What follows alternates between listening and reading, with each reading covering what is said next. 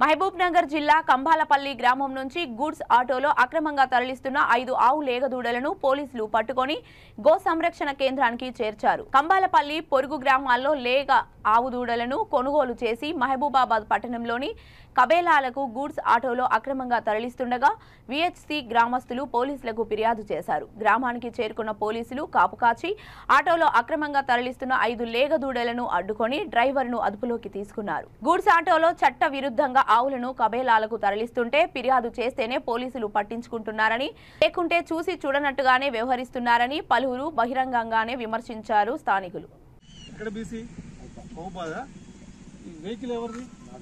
Vehicle లేదనా? Vehicle documents ఉన్నాయా? ఎక్కడ ఉన్నాయి? ఏ ఊరు మీది? బీసీ కాలనీ ఇట్లే పెట్టి ఎక్కడ బీసీ మహబూబాదా? ఈ వెహికల్ ఎవరిది? వెహికల్ లేదనా? వెహికల్ డాక్యుమెంట్స్ ఉన్నాయా? ఎక్కడ ఉన్నాయి? ఏ ఊరు మీది? బీసీ కాలనీ ఇట్లే పెట్టి